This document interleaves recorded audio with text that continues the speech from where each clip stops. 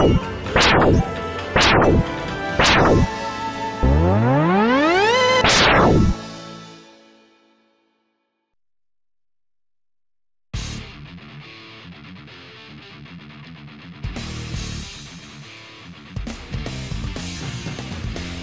paisanos, this is RRPG here with another 2 cents video on the 2 cents block just for you.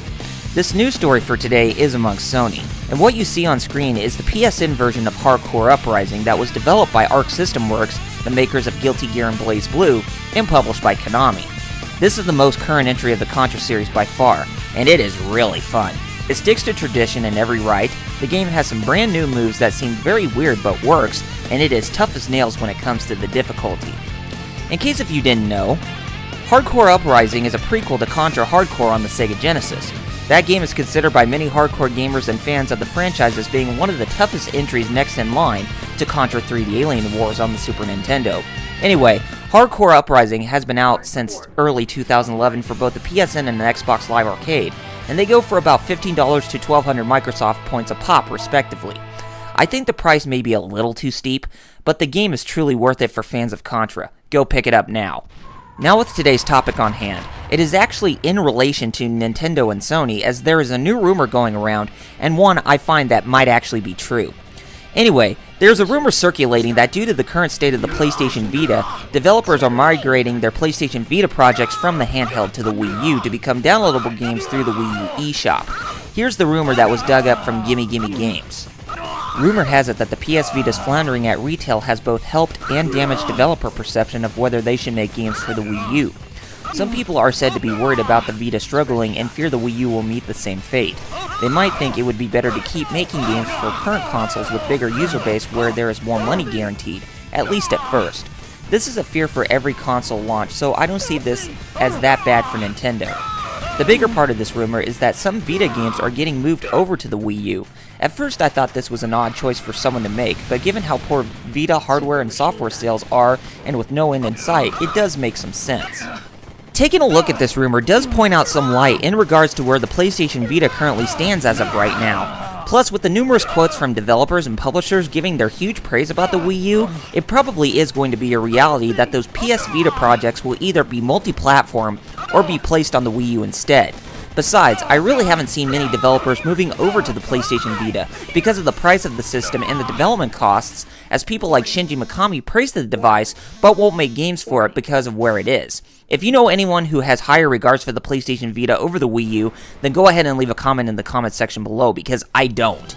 Sony, you seriously have got to see this as a sign. You have got to see that many developers and publishers have lost complete faith into your second handheld platform, as they have found more interest in Nintendo's next generation console. Even the public has spoken out that they will not shower in over $250 for a handheld device as when the 3DS came out, so it should have given you a hint that people won't buy your current handheld with where it is currently priced. What you need to do is that you have to take this opportunity and lower the price on both versions of the handheld. You need to make the PlayStation Vita become more affordable if you want to truly compete against Nintendo in this handheld generation currently. Besides, the Nintendo 3DS has just sold nearly 20 million units worldwide, and the numbers are continuing to grow. I'm afraid that when this Christmas comes around, that the numbers are going to show that the 3DS is going to dominate the handheld market like it did last Christmas, while the PlayStation Vita is going to be a complete afterthought. You need to step up your game to get people enticed to afford themselves to the Vita, and to get more developers attracted to it.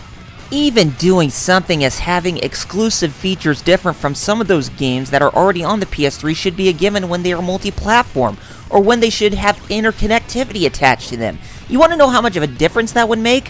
For example, Masahiro Sakurai from Sora Limited has even stated that with his next Smash Bros. Game, that he's going to make it an importance for both the Wii U and 3DS versions to have features different from one another, and interconnectivity will come into play with the Adventure mode aside from just the Classic mode.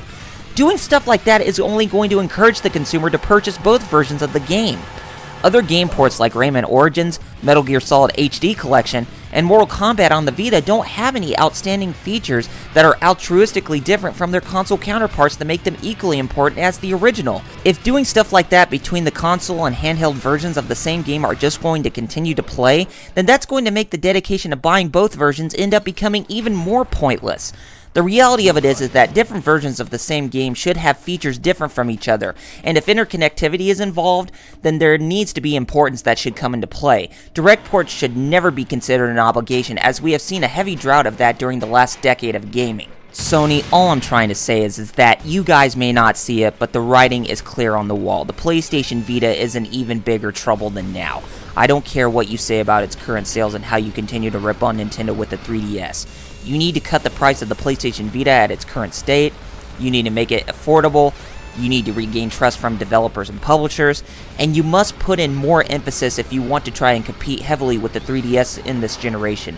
Because if you continue to release direct ports of the PS3 version of some of those games through the means of obligation and continue to shower in the same price for the Wi-Fi and the 3G Wi-Fi model of the Vita, then both you and the system are going to end up in more trouble than ever down the road. Not to mention, the current state you are in with the dissolving of your electronic division should show you how low you have sunk since the PS3's launch. You need to wake up, reprioritize your current divisions, and do all sorts of things to get you back into the game, like how you did during the eras of the PlayStation 1 and 2, or else you will cease to exist. Seriously, Sony, watch your step. What do you guys believe? Do you think the PlayStation Vita is going to die soon? Do you think the rumor has some truth to it? Do you believe that it is too late for Sony? Or do you think there may be a different solution for the company to get them back on the right track? Make sure to leave a comment to notify me of your own 2 cents, and be sure to rate this video and subscribe to my channel for more content coming from me in the future. This is RRPG signing off, and thanks for watching.